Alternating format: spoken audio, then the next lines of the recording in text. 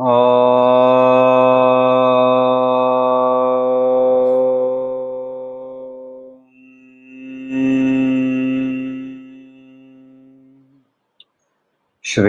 गुरु गणेशाभ्याम नमः।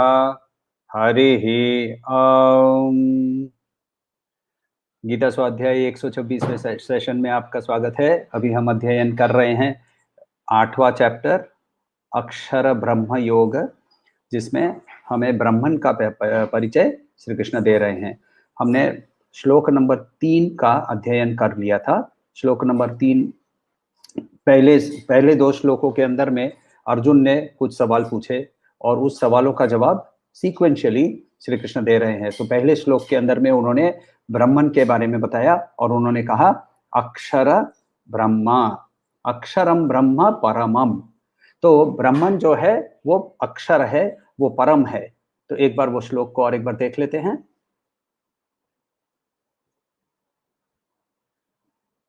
अक्षरम ब्रह्म परमम स्वभावोऽध्यात्मम् उच्यते भूत भावोद्भव करो विसर्ग कर्म संजितः। तो यहाँ 3 चीजों का उन्होंने हमें एक्सप्लेनेशन दिया। पहला ब्रह्मन क्या है, दूसरा आध्यात्म क्या है और तीसरा कर्म क्या है।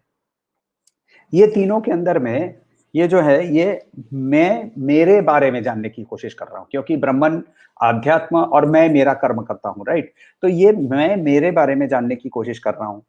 वहां से अर्जुन के सवाल के अंदर में एक सीक्वेंस भी है, ऑल्दो ऑर्डर में नहीं है। अध्यात्म पहले पूछना, पहले अधिभूत फिर अधिदैव फिर अध्यात्म, ऐसे पूछना चाहिए यदि सीक्वेंशियली जाए तो। मगर वैसे उसने नहीं पूछा है, उसके दिमाग में कुछ चल रहा था। तो उसने जब ब्राह्मण अध्यात्म और कर्म के बारे में पूछा तो वो वहां एक्चुअली पूछ रहा है अपने बारे में कि ये सारी चीजें मेरे साथ जुड़ी हुई है।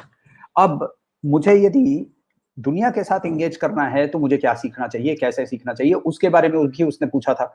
तो वो हमें श्लोक नंबर 4 के अंदर में श्री कृष्ण हमें समझाते हैं। तो चौथा श्लोक ले लीजिए। चौथा श्लोक।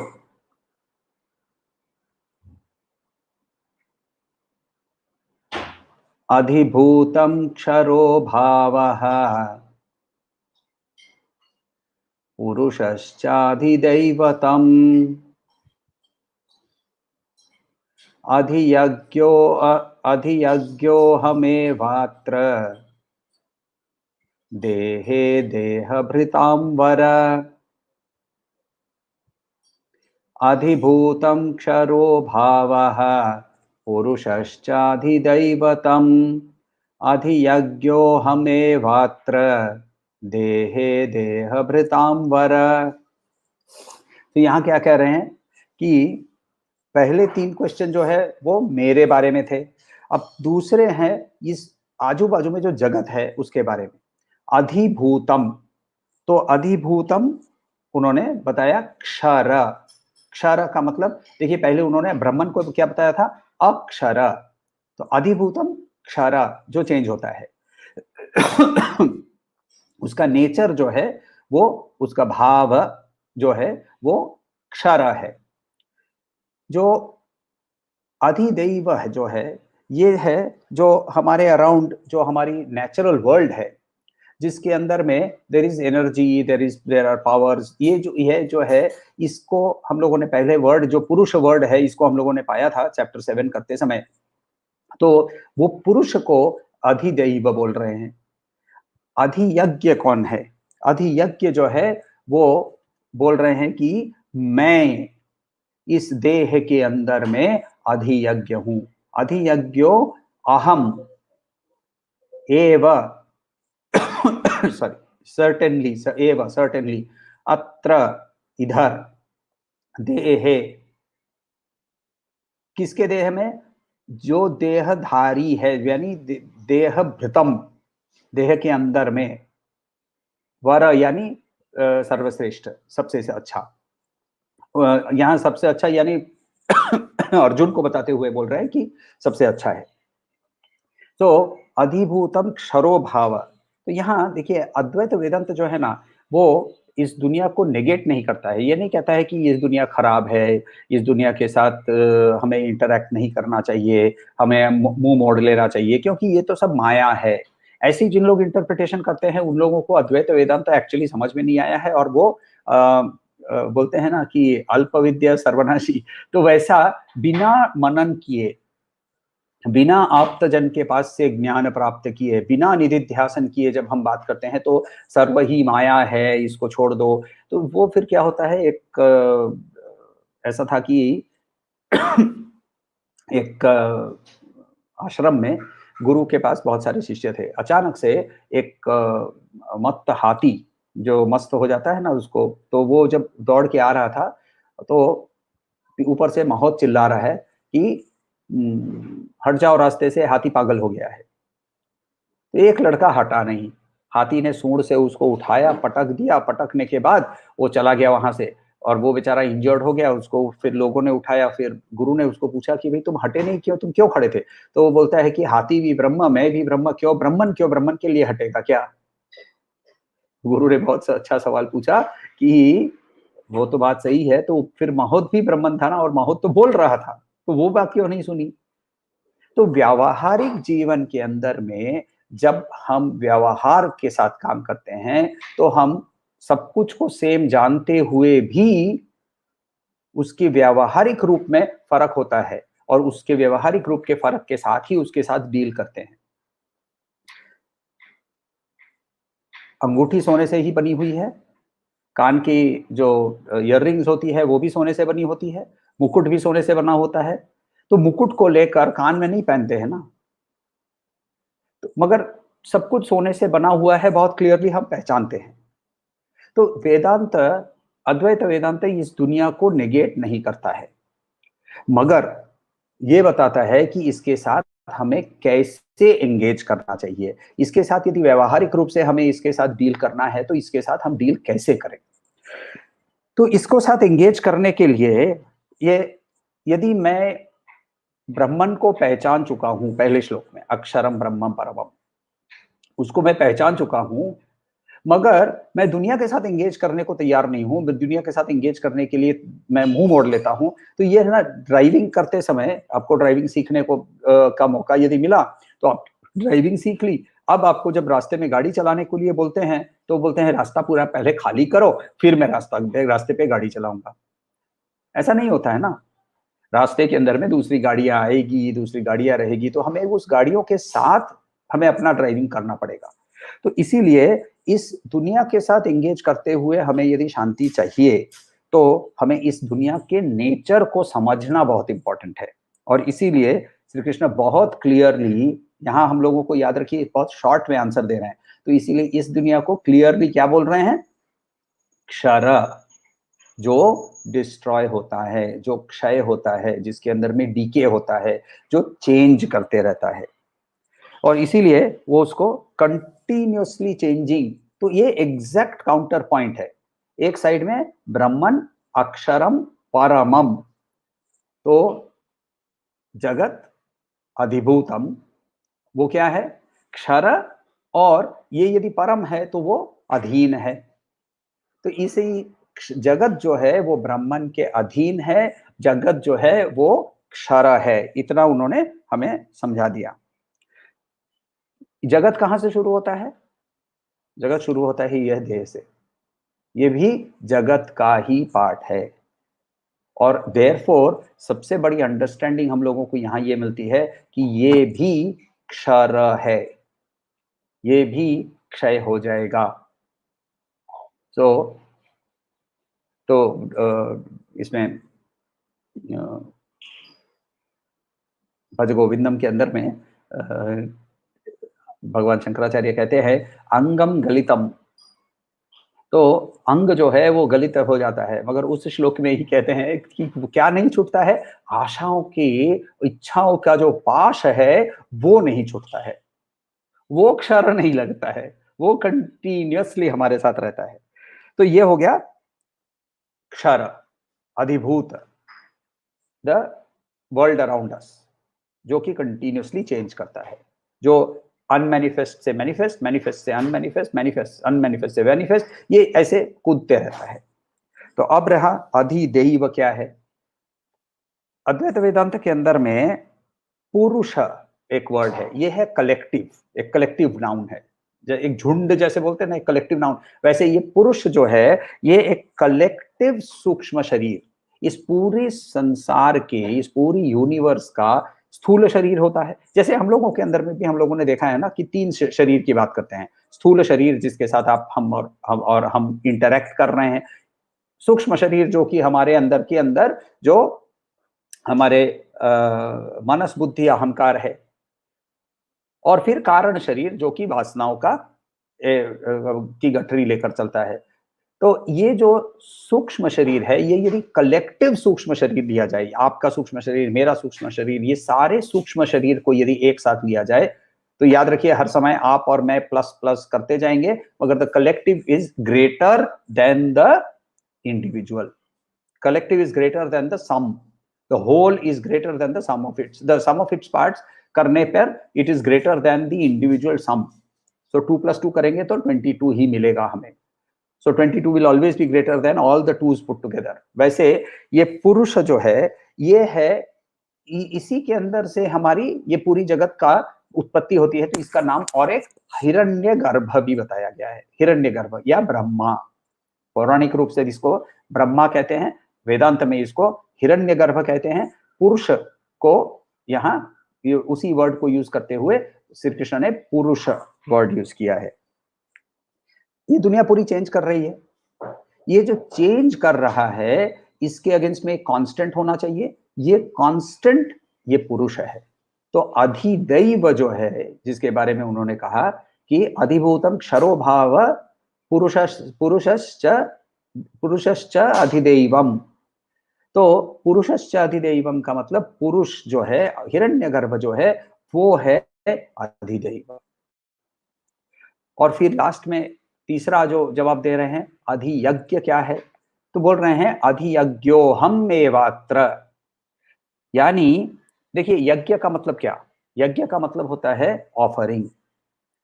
तो ये जो एक्शन ऑफ ऑफरिंग जो कर रहा है, एक्शन ऑफ ऑफरिंग हो रहा है, उसको रिसीव कौन करेगा। तो देह के अंदर में देही जो है, वो जो इसे रिसीव करता है, वो ही ये अधियज्ञ है। ये है हमारा कलेक्टिव कॉन्शियसनेस, कलेक्टिव चेतना, आपकी मेरी सबकी जो चेतना, हमारे अंदर जो चेतना शक्ति है, ये चेतना शक्ति को वो अधियज्ञ बोल रहे हैं। श्री कृष्ण कहते हैं कि ये सारी चेतना को यदि एक साथ ले लिया जाए तो वो चेतना जिसको वैश्वानर भी बोला गया है।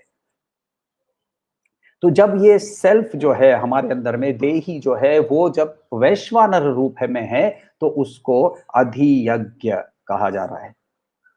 इस अधियज्ञ के 19 मुंह कहते हैं, 19 माउथ्स।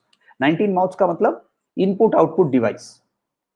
19 माउथ्स, 5 ज्ञान इंद्रिय, ज्ञान इंद्रिय यानी इनपुट डिवाइस, राइट। 5 कर्म इंद्रिय, ज्ञान इंद्रिय कौन सी हैं, आंख, कान, नाक इत्यादि जो है, ये हम लोगों को ज्ञान इंद्रिय बताया जाता है, क्योंकि इनसे हम सेंसेस इन रिसीव करते हैं, सेंसरी इनपुट रिसीव करते हैं। 5 कर्म इंद्रिय, हाथ पैर इत्यादि, इनको हम लोग कर्म इंद्रिय बोलते हैं, क्योंकि इनसे आउटपुट निकलता है। तो जब इनपुट आता है, प्रोसेसिंग होता है। ये प्रोसेसिंग कैसे होता है, तो प्रोसेसिंग करने के लिए एक एनर्जी चाहिए। वो एनर्जी आती है 5 प्राणों से, प्राण, अपान, व्यान, उदान, समान, ये 5 प्राण है हमारे अंदर। तो these are the energy inside our system, जो कि हम लोगों को मूवमेंट करते हैं, डाइजेशन करते हैं, एक्सक्रीशन करते हैं, ब्रीदिंग करते हैं, ये सब कुछ को मिलाकर 5 प्राण, तो 15 हो गए। 5 ज्ञान इंद्रिय, 5 कर्म इंद्रिय, 5 प्राण, 15 हो गए। मनस, बुद्धि, चित्त, अहंकार। तो ये 19 मुंह बताया गया है अधियज्ञ के। यानी आप यदि ये 19 को देखें तो what we are seeing here कि ये है जो कि पूरी कलेक्टिव रूप से जो सामने खड़ा है जिसको हम लोग ईश्वर भी कहते हैं। तो हमारे अंदर ये जो capacity to experience material objects, जो हमारे विषय वस्तु व्यक्ति को हम एक्सपीरियंस कर रहे हैं, ये कहां से आता है? ये इस अधियज्ञ से आता है। और इसीलिए इसको श्री कृष्ण ने अधियज्ञ वर्ड यूज किया है। यज्ञ का मतलब ऑफरिंग होना चाहिए और रिसिपिएंट होना चाहिए। तो एक्ट ऑफ ऑफरिंग जो मटेरियल है, क्योंकि जब भी कुछ भी ऑफर करते हैं वो मटेरियल चीज ही हम ऑफर कर सकते हैं। मनस भी मटेरियल है, याद रखिएगा। मटेरियल का मतलब होता है that which is subject to change, जो कि क्षर है। तो ये क्षर जो हम जब ऑफर करते हैं, ये ऑफरिंग को रिसीव करने वाला अधियज्ञ है। यानी इसका और एक वेदांतिक टर्म है महत। इसको महत भी कहते हैं, वैश्वानर भी कहते हैं, और यहां उन्होंने अधियज्ञ वर्ड यूज किया है। श्री रामकृष्ण का 6 सवालों, सॉरी, श्री रामकृष्ण के बारे में बाद में बात करता हूं मैं। पहले let us first understand what Krishna has already done. Shri Krishna ने अभी तक 6 सवालों का उन्होंने आंसर दे दिया है। उन्होंने बताया पहले कि ब्रह्मन क्या है, फिर उन्होंने बताया आध्यात्म क्या है और कर्म क्या है, पहले में बता दिया। दूसरे में उन्होंने अधिभूत, अधिदैव और अधियज्ञ, इन तीनों के बारे में बताया। अब लास्ट वाला क्वेश्चन बाकी था। लास्ट वाले क्वेश्चन में अर्जुन ने पूछा था कि मृत्यु के समय जिनका मन स्थिर है वो तुम्हें कैसे याद करते हैं? तुम्हें मृत्यु के समय कैसे याद करते हैं, ये पूछा था उन्होंने। तो यहां उस क्वेश्चन के अंदर में ही 2 एजम्पशन है। एक, मृत्यु अनिवार्य है, क्योंकि यदि ऐसा अनिवार्य नहीं होता तो फिर अर्जुन ऐसा सवाल नहीं पूछता।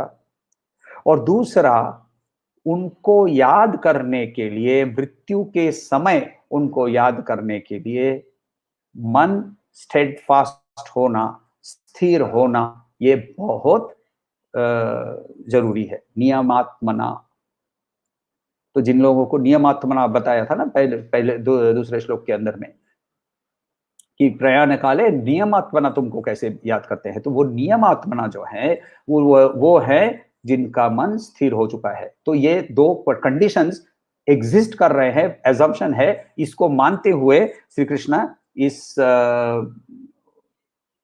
7वें सवाल का जवाब देते हैं। 7वें सवाल का जवाब देखिए यहां 5th श्लोक के अंदर में उन्होंने दिया है। अंतकाले च मामेव स्मरन् मुक्ता कलेवरम् यः प्रयाति स मद्भावम् याति नास्त्यत्र संशयः। अंतकाले च मामेव स्मरन् मुक्ता कलेवरम् यः प्रयाति स मद्भाव, सॉरी, यः प्रयाति स मद्भावम् याति नास्त्यत्र संशयः। अंतकाले, मृत्यु के समय, च एंड, माम, मुझे, एव, ओनली, स्मरण, याद करना, मुक्त्वा, छोड़ देना, कलेवरम, कलेवरम शरीर। तो यह यानी जो, प्रयाति जाता है, सह यानी वह, मत भावम मेरे नेचर को, मेरे भाव को, याति पहुंचता है, न अस्ति अत्र संशयः, इसका कोई संशय, कोई डाउट नहीं है। तो यहां क्या बोल रहे हैं श्री कृष्ण? इस पूरे वर्ष को ले लेते हैं कि मुझे याद करते हुए जो मृत्यु के समय मुझे याद करते हैं, उस समय वो मेरे पास ही आते हैं, इसका कोई संशय नहीं है। तो मृत्यु काल पे क्या करना चाहिए? तुम्हें मुझे उनको याद करना चाहिए। इतना हम लोगों को समझ में आता है। एक चीज सोचिए, नॉलेज और विजडम, इसमें फर्क क्या है? नॉलेज और विजडम के अंदर में फर्क यह है कि नॉलेज का मतलब होता है मुझे कुछ ज्ञान प्राप्त हुआ, मगर वो ज्ञान मेरी अनुभूति में तब बदलता है जब उस पर मुझे कोई और संशय नहीं रहता है। और वो संशय ना रहना तब हो सकता है जब मैं एक्सपेरिमेंट करता हूं। एक्सपेरिमेंट कब कर सकता हूं? जब मैं तैयार होता हूं कि किसी चीज को लेकर चिंतन मनन करके, इक्विपमेंट यूज करके उसके बारे में मैं कुछ एक्सपेरिमेंट करूं। तो चलिए हम लोग मृत्यु का एक्सपेरिमेंट करते हैं। संभव नहीं है ना? सब कुछ एक्सपेरिमेंट से नहीं होता है। सब कुछ एक्सपेरिमेंट से हमें प्रमाण नहीं मिलता है, और इसीलिए हम पहले अपने प्रियजन के पास जाते हैं, अपने गुरु के पास जाते हैं और आप्त प्रमाण प्राप्त करते हैं। ये हमारे लिए संशय रिमूव करने का एक मतलब होता है। तो यहां श्री कृष्ण अर्जुन के आप्त जरूर है, मगर एक्चुअली फॉर दैट मैटर हमारा जो देही है, जो देही हमें चलाता है, ये ही एक्चुअली सबसे प्रिय है, क्योंकि ये ही सब है। हम अपने आप को सबसे ज्यादा किसी को प्यार नहीं करते हैं, और इसका प्रमाण आप किसी भी एल्बम को ले लीजिए, किसी फेसबुक के फोटोग्राफ को देख लीजिए, ग्रुप फोटोग्राफ को देख लीजिए। पहले खोजते हैं हम अपने आप को, पहले पहचानते हैं हम अपने आप को। और इसका एकमात्र कारण यह है कि हम अपने आप से सबसे ज्यादा प्रेम करते हैं, और ये जो अपने आप का प्रेम है, इसका कारण ही वो है कि ये एक्चुअली हमारे अंदर प्रेम ही हमारा एक्चुअल स्वरूप है, आनंद ही हमारा एक्चुअल स्वरूप है, और उसी के कारण ये हमारा ऐसा बिहेवियर होता है। मगर हम इसको आवरणों से ढाक लेते हैं और अपने आप को शरीर, मानस और बुद्धि समझने लगते हैं।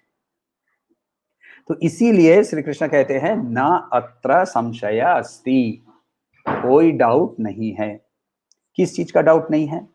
कि जब मृत्यु के समय उनको याद करेंगे तो उनके पास जाएंगे, इसका कोई डाउट नहीं है। इसका प्रमाण क्या है? इसका प्रमाण कौन दे सकता है? तो इसके लिए देखिए, सब चीज का प्रमाण नहीं होता है। इसके लिए भी मैं आपको एग्जांपल देता हूं। आप कल रात को सोए थे और आई एम श्योर आज सवेरे उठे भी हैं। अच्छा, मुझे प्रमाण दीजिए कि आप अच्छी तरह से सोए थे। आप अच्छी तरह से सोए थे, इसका प्रमाण नहीं है, राइट? आप मुझे कभी भी प्रूव नहीं कर सकते कि आप सोए थे। या अच्छा चलिए, आपने सपना देखा। आपने सपना देखा तो उस सपने का प्रमाण सिर्फ आप ही के पास है, मेरे पास नहीं है, और आप मुझे कभी भी प्रमाण नहीं दे सकते हैं। तो therefore at some point of time हमें शास्त्र को, उसके वचन को प्रमाण ही स्वरूप में मान लेना चाहिए। तो देही का एग्जिस्टेंस का हम लोगों ने ऑलरेडी एग्जाम्पल देखा हुआ है। एग्जाम्पल सिर्फ नहीं, इंटेलेक्चुअली देही का एग्जिस्टेंस है, और मैं देही नहीं हूं, ये शरीर देही नहीं है, ये हम लोगों ने ऑलरेडी इंटेलेक्चुअली समझ लिया है। कैसे? जैसे हम लोग सोने का साक्षी, नींद का साक्षी कौन है? कोई तो होगा ही ना, नहीं तो हमें पता कैसे चलेगा कि मैं सोया था? इस शरीर के बदलाव का साक्षी कौन है? कोई तो होगा ना, क्योंकि वो, नहीं तो ये बदलाव हो रहा है कैसे पता चल रहा है? तो ये जो बदलाव की साक्षी है, बदलाव का साक्षी है, नींद का साक्षी है, ये मेरे अंदर ही है। और ये जो मेरे अंदर ये जो साक्षी है, ये इसको ही हम लोग देही कह रहे हैं, और ये मेरा सबसे प्रिय है। आप्त में से सबसे आप्त यही है, क्योंकि ये अपने आप ही मैं, ये यही मेरा स्वरूप है, यही मैं हूं। तो मुझे याद, अच्छा तो इतना तक तो समझ में आ गया। श्री कृष्ण ने कहा मुझे याद कर लेना। तो याद कैसे करेंगे? याद कैसे करेंगे? अच्छा, एक चीज बताइए, आपको आप अभी ये सुन रहे हैं, ये हमारी जो डायलॉग हो रही है, ये डायलॉग आप सुन रहे हैं, इसका आपको याद रखना, इसको याद कैसे करेंगे? इसको याद कैसे रखेंगे? तो ये इसका स्मरण करने के लिए आपको या तो हम जो अभी डिस्कस कर रहे हैं वो टॉपिक का स्मरण होगा, व्यक्ति का स्मरण होगा। तो यदि व्यक्ति का या विषय का स्मरण जब करते हैं, तब हमारे सामने एक ऑब्जेक्ट आता है। जैसे एक किसी स्थान के बारे में हमको यदि हम स्मरण करते हैं, तो एक पिक्चर आता है। नैनीताल तो एक लेक आ गया सामने, गोवा तो कुछ नारियल के पेड़ आ गए, बीचेस आ गए। तो जैसे वैसे ही हम किसी का नाम लेते हैं, XYZ का नाम लेते हैं, तो XYZ का नाम लेते ही उसकी तस्वीर हमारे सामने आ जाती है, राइट?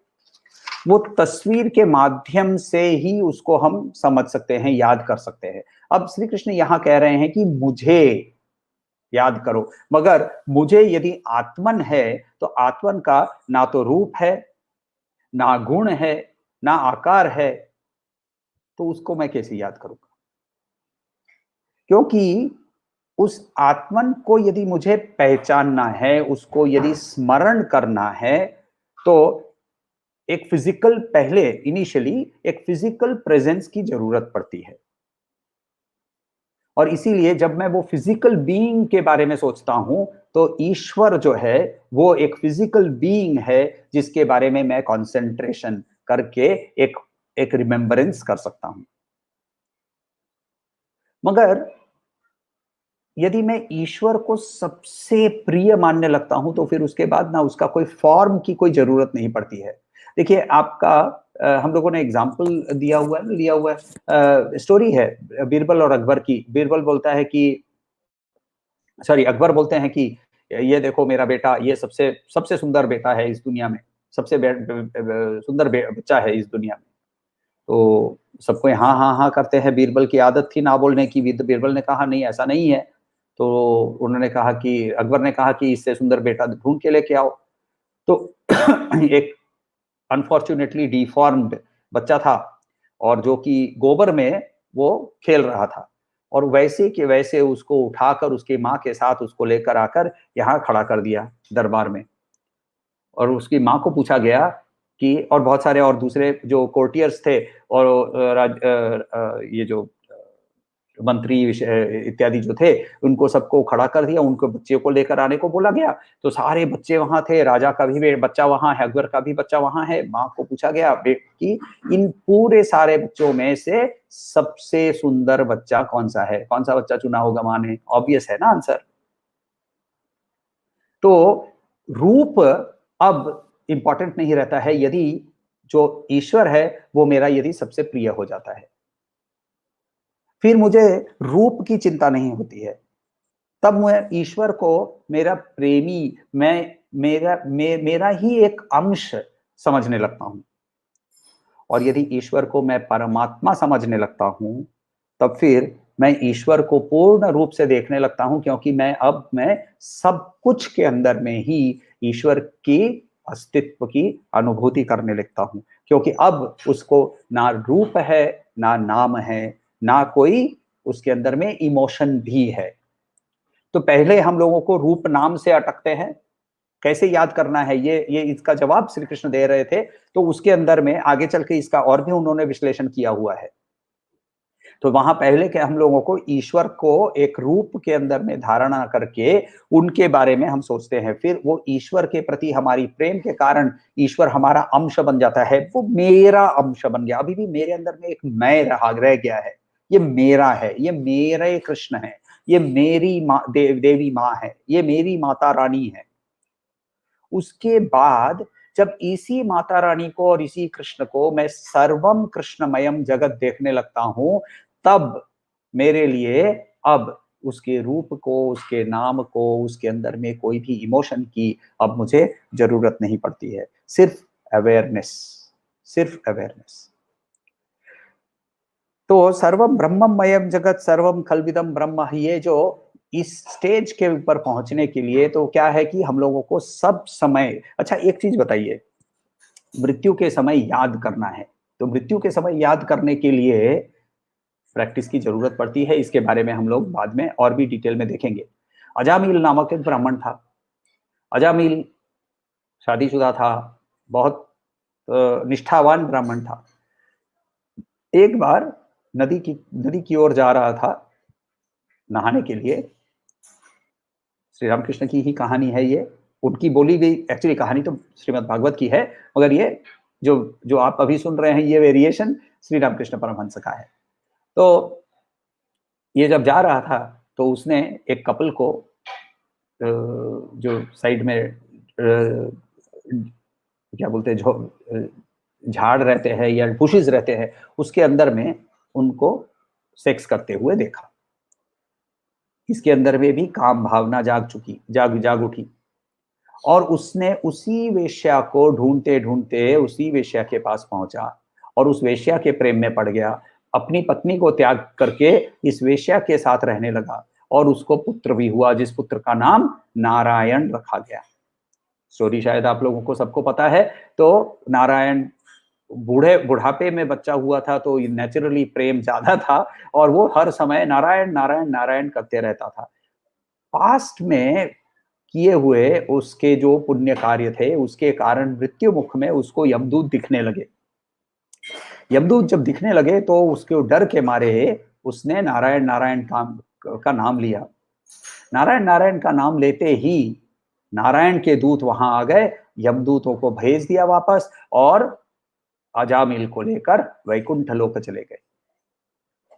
अब श्री रामकृष्ण कहते हैं, तो समझे, हर समय रोज रोज उनको बुला के तंग मत करो। जब मरने के लिए तैयार हो जाओगे, जब मृत्युमुखी हो जाओगे, तब सिर्फ नारायण बोल देना, तुरंत ही तुम्हारे लिए मोक्ष प्राप्ति हो जाएगी। तो कुछ लोग जो बैठे हुए थे उनको बहुत खुशी हुई कि अरे ये तो बहुत अच्छा साधु है, ये बोलता है कि राम का नाम हर समय करने की जरूरत नहीं है। उनका रिएक्शन देखकर फिर मंद एक एक एक हाई हंसी होठों के ऊपर में रखते हुए ठाकुर बोलते हैं, अच्छा मगर तू कब मरेगा रे? क्योंकि मृत्यु का समय हमारे हाथ में नहीं होता है, और इसीलिए अंतकाले बाय डेफिनेशन मीन्स कि हमें इसके बारे में सब समय उनका याद करना जरूरी है। पूर्वाभ्यास के बिना उनका स्मरण मृत्यु मुख पे संभव नहीं है। तो इस समय अभी तक श्री कृष्ण ने 7 सवालों का जवाब दे दिया। 7वें सवाल में उन्होंने मृत्युमुखी जब होता है व्यक्ति तब क्या करना चाहिए उसके बारे में उन्होंने बहुत क्लियरली बताया। अंतकाले च माम एव स्मरण मुक्त्वा कलेवरम य प्रयाति समद्भावम याति नास्त्यत्र संशयः। तो यहाँ बहुत क्लियरली श्री कृष्णा हमें एक फॉर्मूला देते हैं हाउ टू प्रोग्रेस। सो इस पॉइंट पे हम लोग आके अभी इन्होंने 7 सवालों का जवाब इन शॉर्ट दे दिया है। अब आगे चल के इसका उन्होंने विस्तारित रूप से और भी विश्लेषण किया है, जिसको हम लोग आगे चल के देखेंगे। कोई सवाल हो तो बताइएगा।